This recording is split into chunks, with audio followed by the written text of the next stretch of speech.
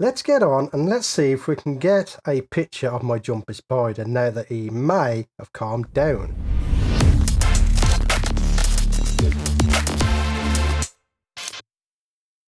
So in the previous video I showed you that my jumping spider had changed colours. It seems to have gone from a female look to a male. Again, you can't really tell the sex of them until they get into almost adulthood. But he is still a bit skittish, so I thought I'm going to go through a photo shoot with him and I'll give you some tips on working with skittish animals, which will come in very handy for when you're working with wild subjects out in the wild as well. So we have a variety of items here. We have my trusty platypod setup, my backgrounds that we always use in these type of videos. Then what we got here are a selection of items we can use in our scene that will aid in making the spider feel comfortable. This one you've seen before on the channel, where we have spiders that go inside of the hole, thus making them feel safe and we're able to get a shot. Let's deal with the spider first. So again, we have a spider that has changed colour. It's a dark colour with like a metallic green. Now, I don't particularly want to use this because I have used it before. I don't want to get repeating myself. This one has promise. There's a little nook and cranny just there that the spider can get into. I like the look of this one. There's little hidey holes you can hide in on there. We've got our tangerine. Do you remember that one? Comment below if you remember our little dried up tangerine that we've been using for the last several years for photo shoots. So the first one I'm going to go with is this one, because again we have a dark spider, so I want to try and get a brighter background on there if I can. If not, then we'll fall back onto this one. Let's put all those out of the way. And again, if you're a long subscriber of the channel, you've seen this before. I'm going to go through my backgrounds that are available from my website, and I'm going to see what colours I like against this particular flower. I want to go with the green one, because again, is a metallic green spider, so that might match up quite nicely. I'm going to place that into a super clamp. Make sure the control for the horizontal panning is loose so we can spin it around, and then we'll place the background into the other super clamp and we'll just move that off to one side. Okay, now because we are dealing with a skittish spider, we don't want to put the spider on and then play with the camera settings. I want to get everything set up so that the spider is the last thing we deal with. So we're going to turn our camera on, as well as our flashes and the controller. I want to set my camera to ETTL. I don't want to mess around with exposure.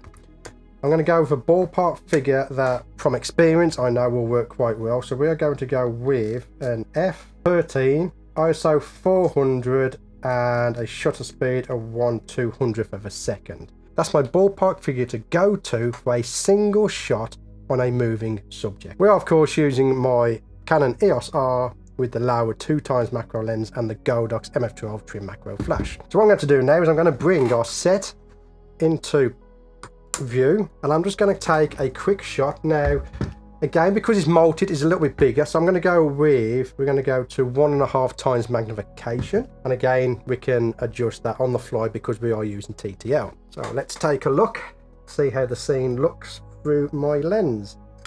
So we can see there we've got a half decent exposure. Now again, the spider is dark, so you've got two options. You can either bump up the flash power manually so that the dark areas on the spider are highlighted, or we can just boost them in Lightroom afterwards. So, you know, if I come onto here, if I bring up the exposure, so we've got ETTL plus 0.7 power, the scene probably will look okay. You see the difference there? It's a little bit more. I do favour doing that. Okay, that's +7. So now you can see here we have ETTL +3 +7. That's how we're going to expose for a dark spider. So what I'm going to do, I'm going to place it to the middle setting, which is a +3. So the first tip I can give you for your spider being skittish is to feed him. A lot of time when they're moving around the cage, they're looking for prey, they're looking for something to eat. This one has been fed literally an hour ago, so he's nice and full. He's satisfied, he's had a drink, so hopefully he'll play ball this time. Now, if you're working with wild subjects, you ain't got the option of that. One of the things you can use is some sugar water onto your scene. That's a good way to get like an ant or some other insect to stay still while it's drinking water. I don't like really using that now because it looks unnatural. If I'm photographing a wild subject, I want it to look like a natural photograph. However, we're dealing with a pet jumping spider, so we don't have to worry about that issue. Right, so let's get him out. He's coming straight for us. I've got my background card ready just in case he bolts. Let's see if we can get him out. He seems less skittish than he was previously. So I have him out. He made a beeline for that direction. And he's a very fast spider. He can jump very far. So if you have that issue where they're running around, then what you want to do is get a glass of some sort and you use that as a capture cup.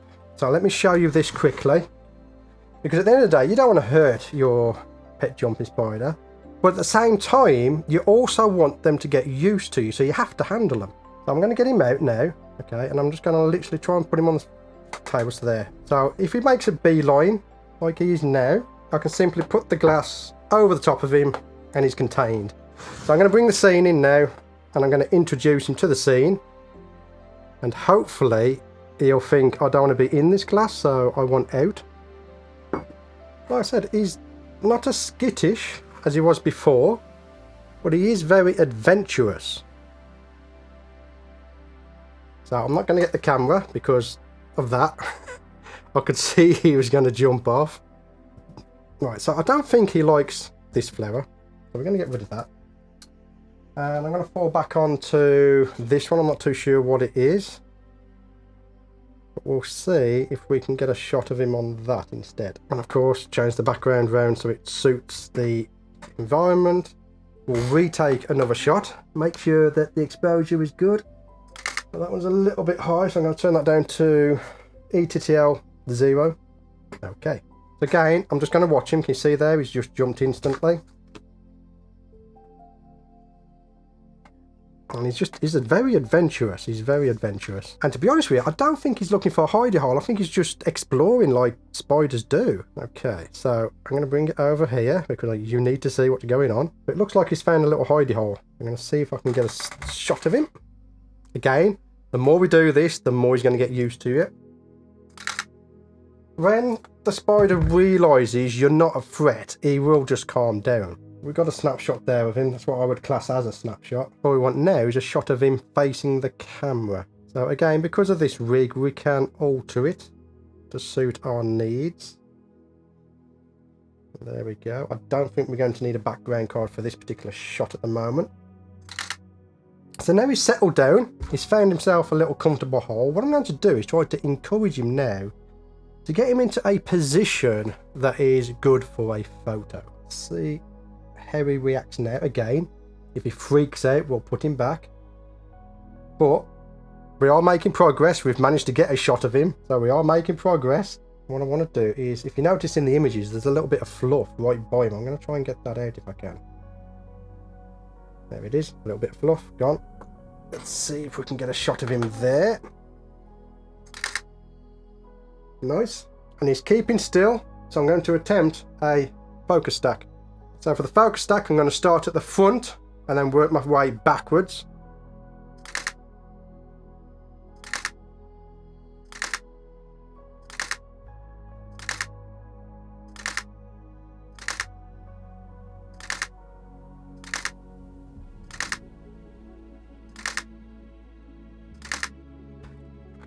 And as always, take more shots than you need.